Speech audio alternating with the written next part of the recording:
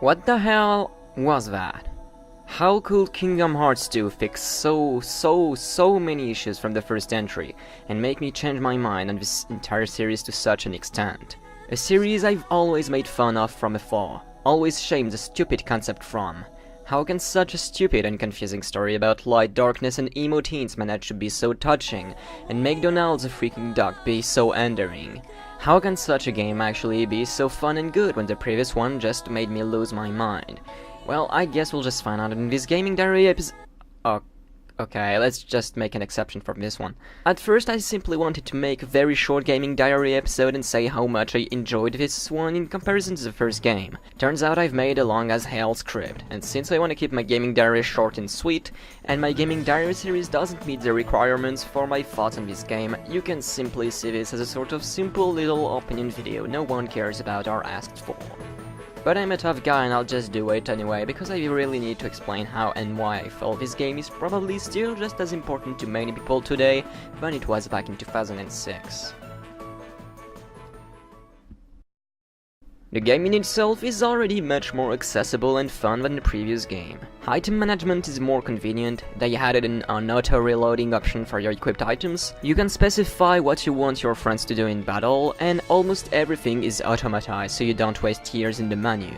The abilities are much more intriguing and primordial here as well. They're basically what makes the gameplay. It's thanks to them you activate the parry, dodge and most combo attacks. It's actually quite fun to pick the most necessary skills to progress through the game and adapt them to your playstyle, or reverse. Even the magic spells for your allies work differently. To activate them, you need to actually activate them through the use of AP points, which can be kinda annoying, but when you realize you can just deactivate some for the sake of giving them more important skills, it's a good touch. The item fusion option is much more useful too. You can now shop for items and craft stuff almost everywhere, and everything has been simplified. Since you spend way less time in the menu and spend more time actually crafting stuff, you can end up with some great equipment and stat boosts thanks to the fusion options. I mean, I still don't get why it's still impossible to check your equipment stat when you're shopping, unlike 90% of RPGs, but you rarely ever buy anything, so it's not too much bothersome. But the biggest improvements aside from the interface are the controls and battle system. Sora feels way less floaty and more controllable. The attacks are much more aerial based, and kinda like a classic beat 'em all. Later in the game you can use the square buttons to do some mix-ups and add even more numbers to your combos, launch enemies up into the air, permitting you to continue your attacks with automatic aerial slash moves. There's much more room for combo action, and it simply feels great. Follow-ups are actually possible, sliding on the ground, ground attacks followed by jumping attacks, following aerial attacks, more different aerial attacks, and ending it all with a finishing move. That's just one out of many combos, and you can spice it up with some magic attacks. For example, that's why human boss fights can get really fun. Like a classic beat 'em all, they're usually the best fights in the game. They're sort of similar to you. Their patterns works in combos, and during boss assaults, you'll have to be careful to parry and dodge at the right time. And the moment they're vulnerable, now's your chance to counterattack with combos. If you're not fast or agile enough, you won't be able to deal them much damage, because they only start to get stunned and staggered after they've been hit multiple times in a row. Weirdly enough, it's a similar playstyle to many fighting games, but included in a more spectacular looking 3D action RPG. But that's not all, but just for regular attacks. They also added a sort of berserker mode in the form of a god that you have to fill up in order to use. Sora can transform into momentary overpowered forms depending on your team, and it gets absolutely gratifying. Those forms are basically like a normal Sora except with a ton more combo possibilities. More abilities equipped, and they let you do both insane looking and powerful combos. Sora can spam sick looking stunts and never ending aerial moves. As if that weren't enough, if your MP gauge is maxed out, you can use special team combos, and depending on your team, you can perform very strong attacks. Even most bosses have exclusive visual effects, attacks and commands options. Some of them are quite insane to look at, and quite something for a PlayStation 2 title. Some are truly unique, if not ingenious, and all have their own little remarkable things. Some are really challenging, especially the later ones, and it's pleasing to see such ambitious boss design, even if most of the times the key to success is to just spam the right command action and get the right timing of evading attacks. So pro players will enjoy themselves, but it's also quite fun to feel the heat of the battles from a newcomer and friendly classy looking way. Quite sad the parrying doesn't give you experience points anymore, but I think that was to avoid exploits and such, and it's far from a bad point. All of those added ideas let the game feel very fast paced, but there's still room for strategy. You can simply spam the same attacks if you wish to, but it only gets you so far. Like a Platinum or Clover Studio game, you can play the game in any way you want. Easy, normal, proud or critical, you're sure to enjoy the game in whatever way you wish to. The game is simply much more spectacle based, and it's not just eye candy either. If you wanna play stylish, you'll have to learn how to. The level and world design is much better as well. Everything feels much more natural and logical. There's finally a minimap, and I've only rarely been as disoriented like in Kingdom Hearts 1. There are a lot of chests and secrets to discover, and it's hard to get lost since most of the rooms are clearly visually distinctive, unlike a lot of worlds from the first game. It's also much more linear, and the game won't let you enter places unimportant for your interest until you finish the story of said world. Some might see this as hand-holding, but I'd rather just explore absolutely everything once I finish the main story beforehand, so I don't see this as an issue. Having to revisit the old worlds after the intense arc in Hollow Bastion was kind of a turn-off, but the unique bosses and scenes in those moments were good enough to not give a sort of washed-out feel to the game. But it does end up being annoying after a while, since a good half of those worlds have already been explored in the first game, and I don't even want to go back in Halloween Town or Agrabah ever again. Visually wise, everything feels much more sharp and colorful. The characters all look great, and I love this new Sora, much more than the first one. The change of dub didn't really bother me too much, and it fits him well. He doesn't sound like an obnoxious teenager and shonen main character, even though it's literally what he actually is. I just like my boy. Every world has its own command menu, and that clearly helps the game to look different depending on which place you go to. It's completely useless gameplay-wise, but it's the kind of touching little details that I really love. I never talk about soundtracks in my videos, but Kingdom Hearts 2 truly delivers on many points. Not only in emotional and moving event scenes or battles, but also in a lot of areas as well. They are all very different in style, and some tracks just made me stop in my tracks just so I can listen to it.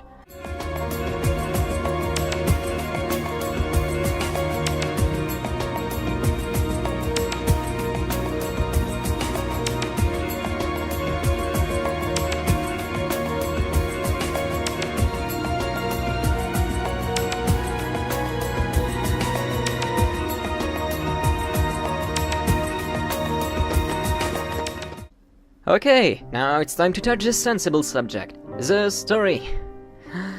Like Chain of Memories, the game suddenly feels much more intriguing with its own soul and universe, unlike the first game, which felt way too much Disney focused and without having anything really unique out of it.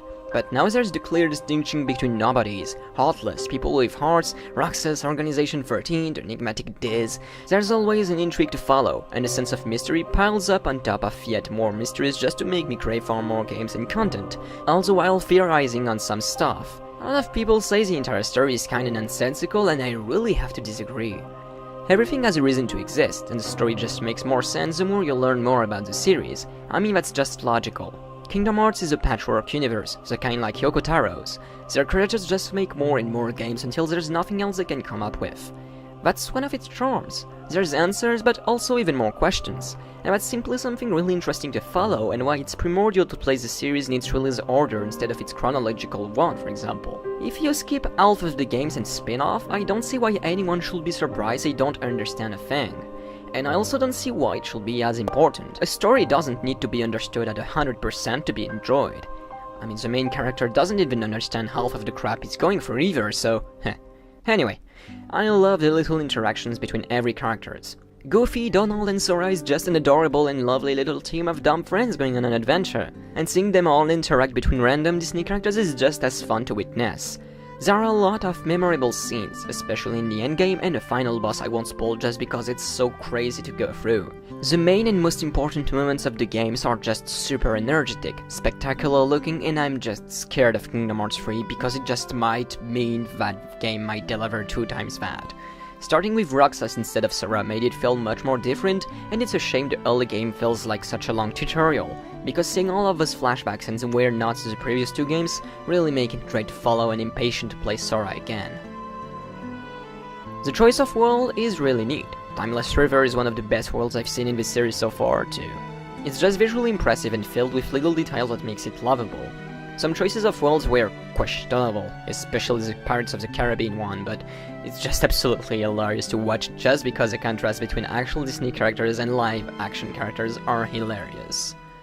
Thanks, Sparrow. Captain Sparrow. I'm Sora. This is Donald and Goofy. Kingdom Hearts 2 isn't playing it safe by simply putting on classic Disney movies, but tries to implement less popular stuff like Tron, Mulan, and the vintage Mickey shorts. I did not expect to get attached to the characters so much. Whereas simply made fun of the ridiculous dialogues of the first game, I ended up seriously enjoying the unique Nomura characters. The organization members are cool and stylish with their own parts of mystery. Riku is suddenly one of the best characters of the series while he was just a shitbag in the first game. Sora is just lovable, Mickey is actually a symbol of badassery, Roxas makes me sad and I just want the best for him, Axel is my boyfriend, the list just goes on and on. It's thanks to the simplicity of the adversary between darkness and light, as well as the simple personality archetype that the game managed to be so easily endearing. It's simple and naive, and why I love it so much. If you want to get into Kingdom Hearts 2 just for the story, don't. If you want to get into it for the gameplay, I don't think you should either. Sure, the game surely doesn't lack quality in both of these, but to me, it's much more subtle than just one cool universe to explore or a fun and challenging game. Because Kingdom Hearts 2, or even the entire series in that regard, isn't just a simple nuance of one or another criteria. It's its charm, its candid patchwork universe unveiling its mysteries and forging even more questions on the road that makes the entire saga so charming and fun to get into. Seeing it grow little by little, like watching a child growing up, witnessing the mistakes it does and the proud accomplishments on the way home. The road might be shaky and confusing, but the end result is that whether you'll be button mashing or precisely selecting your build to pass through every obstacle the game offers to you, getting confused at the nonsensical and unfinished story, or understanding every single lore element isn't what matters. What matters is truly what's at its heart, an undeniably ambitious project, but also undoubtedly lackish in polish at some parts, both light and darkness. Some succumb to it, some others deny it, and in the end, a huge portion of players were affected by this game, both in bad and in good. Thank you so much for having watched this video. Playing through this game was pure joy, and I'm already almost done with the entire series at this point, currently playing Dream Drop Distance. I'll probably make a birth by sleep video in the future if I feel like it, and if you enjoy my content and wish to support me in any way, check out my Patreon page. By donating a little dollar, you'll be able to receive exclusive updates, videos in advance, and get access to my personal Discord server, and even get exclusive demos of my projects and other stuff. With that, I'll see you around.